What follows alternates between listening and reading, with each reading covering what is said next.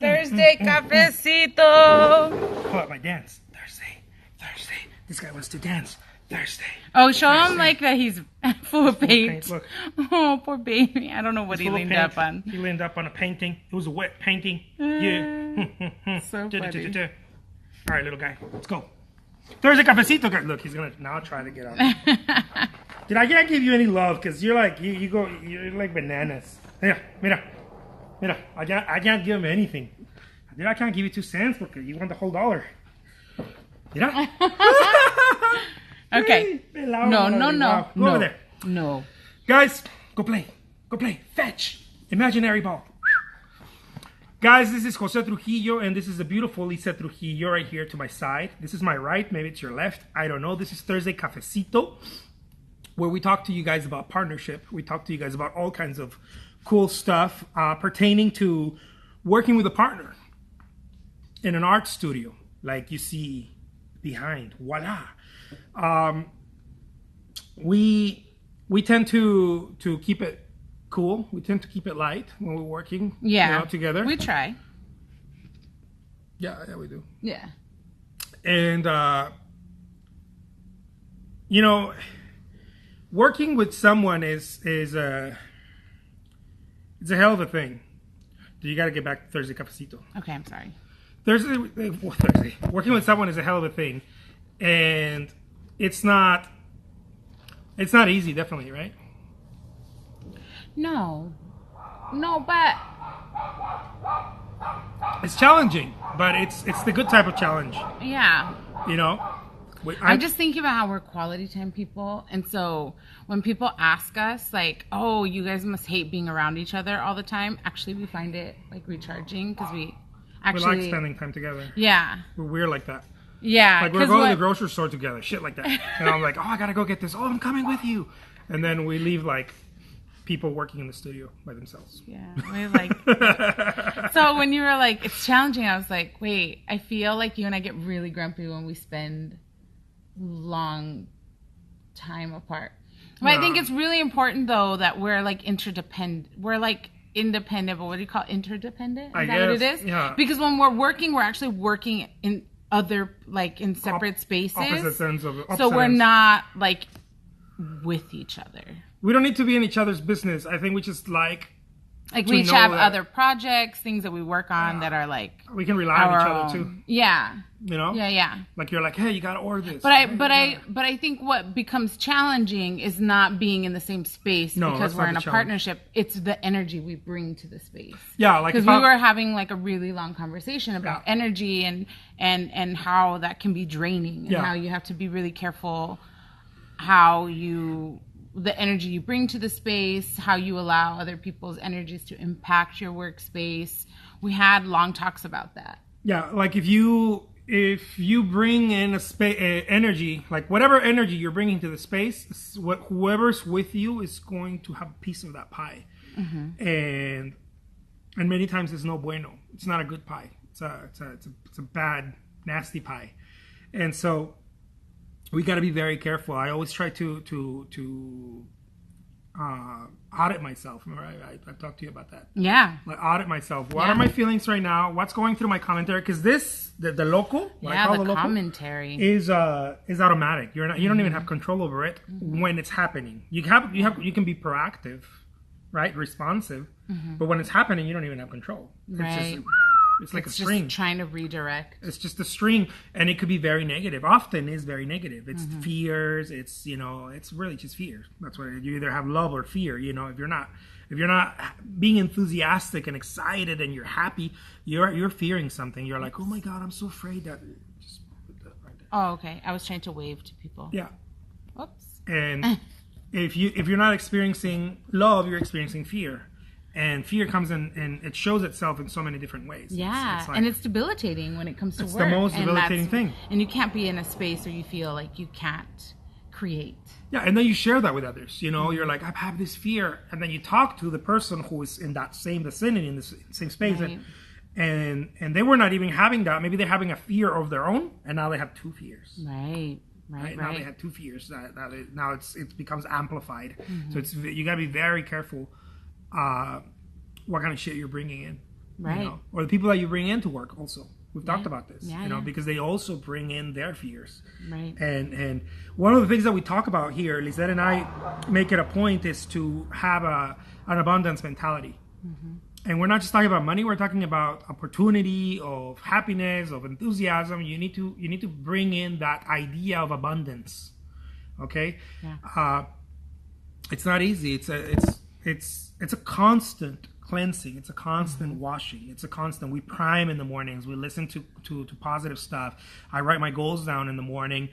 Do affirmations. I read them out loud. I constantly remind myself to take care of the local, because this is running by itself. You know, this is running by itself.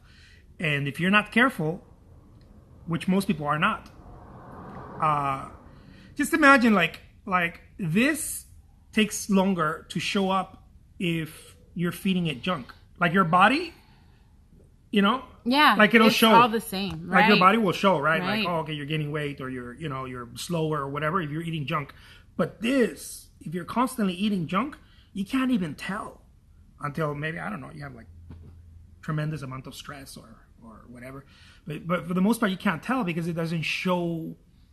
It's not obvious. It does show, but it's not obvious. It's not as obvious. Yeah. So you got to be very careful what you're consuming. One of the things that I do, I'm not saying this to be a bad about it or anything, but one of the things that I do is that I try to stay away from news. I try to stay away from negativity. I try to stay away from, and it's important. It's important. Those things are important. If you're a member of society, it is important that you're plugged in with society, that you understand, that you vote, that you do all the things that you have to do. And I'm not trying to make this by any means political or anything like that, but it is important that you stay connected with society. But it's also important to know when to unplug and say, okay, well, maybe that's that. Yes, it's good, but maybe it's creating more stress than I need right now. You know, maybe I need to redirect my attention. Or you're. I think. Yeah, what she said. No, you said you and I recently had a whole conversation about life being dynamic. Right.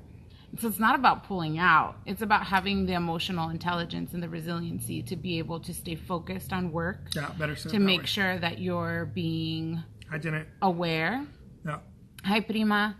To make sure that you're being aware of where your mindset is and to stay focused and goal-oriented, even if it feels stressful in other areas, right? Because the whole thing that I think you and I have learned from now moving our business in a different direction, in a new direction, right? We're on this new journey where we have a warehouse now. We're not working from home anymore. We aren't this tiny, we have a team that I'm really happy with. Right. And so I feel like it's not about reducing the stress. I think it's about learning to it's about creating the tool belt that manages it all. Right. Have a dynamic life. Right. So that you're resilient and so that you're keeping your mind healthy, you're keeping your body healthy, and you're constantly staying on task and on goal. Well, I think you nailed it. The thing about stress and those kinds of things is because you pigeonhole yourself into one activity. Right. Like if all you're doing all day is watching the news, it's going to fuck with you. You know, if all day you're just working and not paying attention to family, it's going to fuck with you too. Right. It's going to come back and bite you in the ass. You know, so you need a dynamic. This is not. I don't think this is balanced because people are like, well, I'll put some time here and some time there. I don't think it's like that. I think that the human being is capable of having all these things running. Yeah. Because it's life. Right. You know, it doesn't mean that you just move, right? You move. You're like, oh, okay, I saw that in the news. Okay, well, this is important. I need to take care of this, or I need to vote for this, or blah blah blah. And then you move, and then you go to work, and then you focus on that, and then you're focusing on work, and then you move, and then you I don't know, you cook, you exercise, you do whatever, all the other stuff that involves life.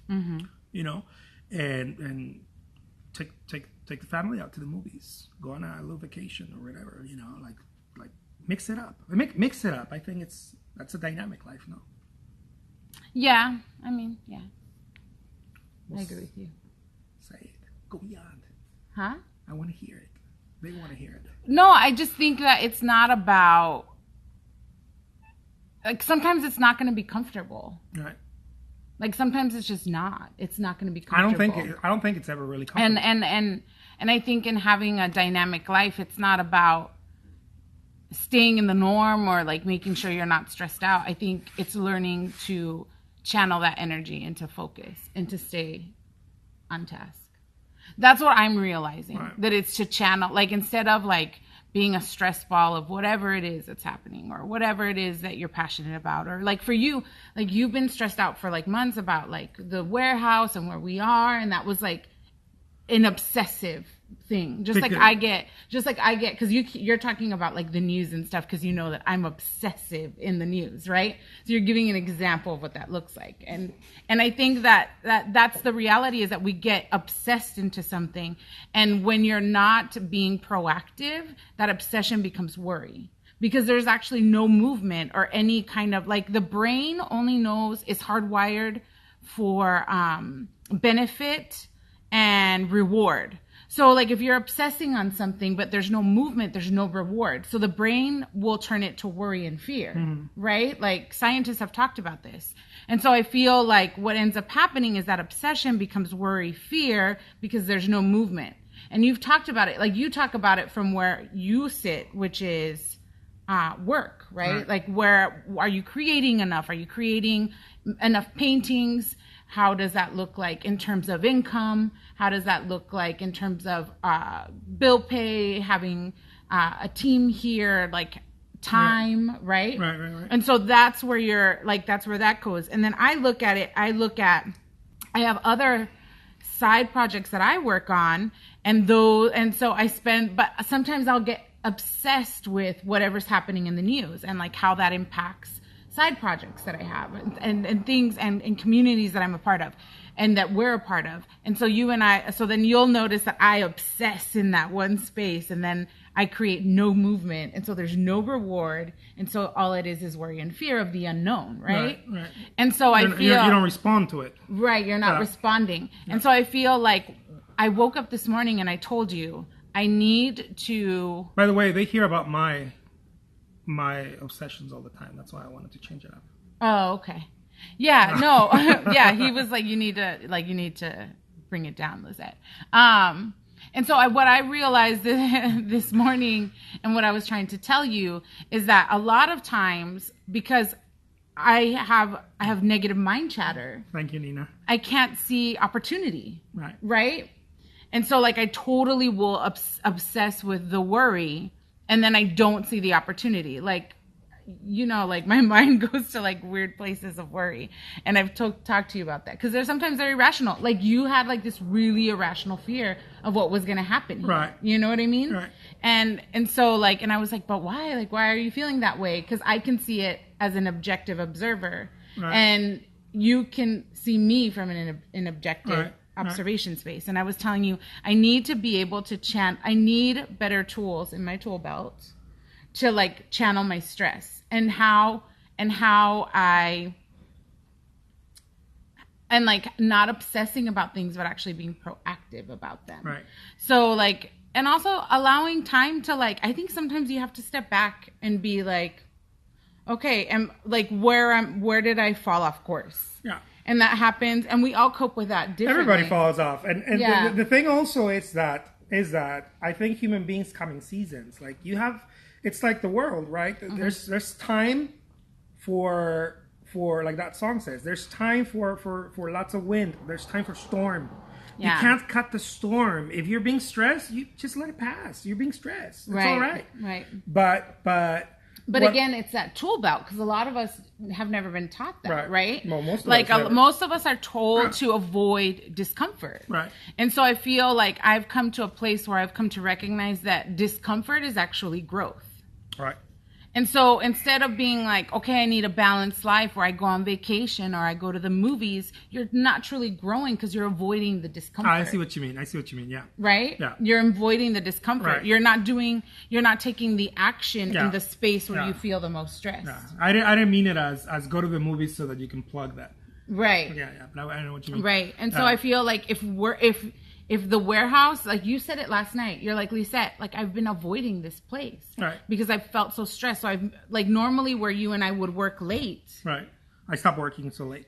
you were like, okay, time to go home. Right. And I was like, okay. Right. I mean, we would work from home. Right. But it it's wasn't not the thing that mattered. It's not the same. Right? It's not the same. Yeah. It was, and so I feel like then we were just spending a lot of time playing catch up and being worried. Right. And so I feel like that's the reality, is that recognizing, okay, no, where I feel the most fear is where I need to show up the most. Right. You know what I mean? Yeah. And the rest will fall into place. Right. Because then I'll create action that will create reward. And then I'll be in a space where I can see clearly. That's right. Yeah. You know? Yeah. So I feel like that was my thing from our conversation. Yeah, last fear night, is a signpost of what you need to do more. Like if you're afraid of, like me, that I was afraid of showing up late in the art studio because I have all these things, all these payments, and all this stuff that I need to do. That fear is a reminder of, oh, you're afraid of that, then you really need to do it. Right. You know, if you're afraid of that, then you really need to do it. That's a whole other.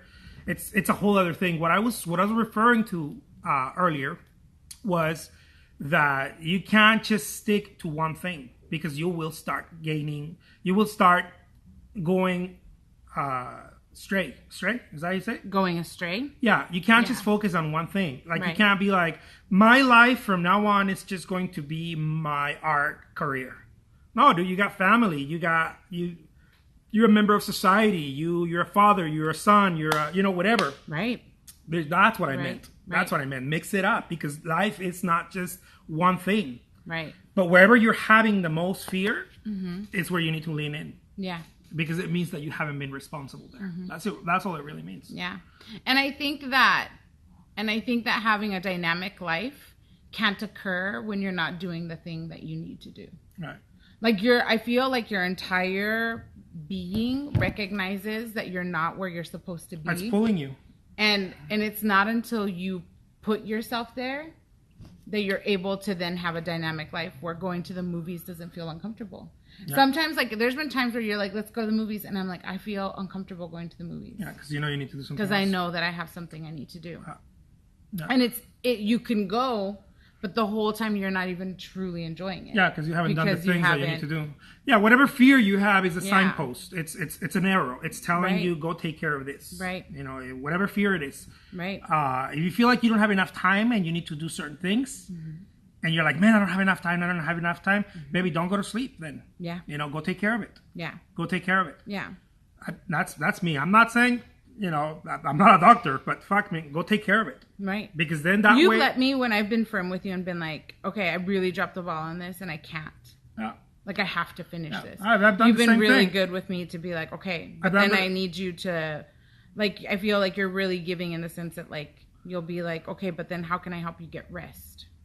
Right? Or, like, how can I... Well, because you need to. You need to. When I meant don't go to sleep, I'm not saying don't sleep. I'm saying go take care of that first. Right. Even if it takes you not going to sleep that night, go take care of that first, and then you can sleep the next day. Right. But if you take care of that, and you don't even need that. I mean, you have 16 hours to take care of this shit. Right. Whatever it is. Right. You don't even need to miss sleep. It's true. The busier you are, the more you do. Yeah. I'm a firm believer of that too. Yeah. Yeah. Productivity always comes to those who are busy. And honestly, like, this is just where I'm at mentally right now. And, like, next week I could be somewhere else. But I feel like that's the big lesson I've learned. You're scary. I know. No, but that's the big lesson I've learned, is that I need to expand my tool belt and not obsess in a negative way, but, like, in a way that's going to help. Yeah. I really think that I do. Go ahead. No, because I believe that we create our lives. Life doesn't have to happen to us, right? We can happen to life. You don't have to be a victim of it. I feel like that's what I need to work on. Well, we all do. Yeah. I think that you need to drop energy and time into the things that you have the most fear. Right. If you drop energy and time, if you get a pocket of time, sufficient pocket of time, and you drop energy in there, and you're calm because you know that you have this time to do it. Right. You do it calmly. Yeah. You're gonna get the shit done. Yeah. And it's gonna go away. My fear got away like that the moment I said, you know what? I'm not leaving the studio till I take care of this. Right. And then all of a sudden, like, it was like night and day. And this was a fear that I had for months. Right. And the moment I told myself, last night, remember I told you, I'm not leaving the studio till I finish this. It was like, oh my God, the fear is gone. What the hell happened?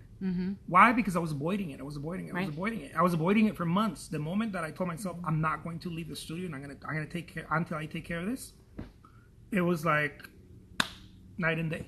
Right. And just drop energy into a pocket of time. That's all. Right. That's how you excel. Right. That's how you excel. Thank you so much, Nina. Love that. Yeah. All right. Anything else you want to add? Nope. Just that we're works in progress, and we like sharing our journey with you. And and thank you for letting us share with you. I want to be a work in progress. I want to be fixed now. No, it's not gonna. What was it? Who was the business person that said if you don't stay green, you die? Yeah. I think it was the McDonald's guy. I think it was the guy that made the movie about McDonald's. Yeah. You're either, So you're either green or you die. You have to stay green. So don't stay too green. Mature. Right? Be one of those mature plants. Yeah. All right, guys. Bye, you guys. Have a great day. Peace. Take care. Hold on. Bam.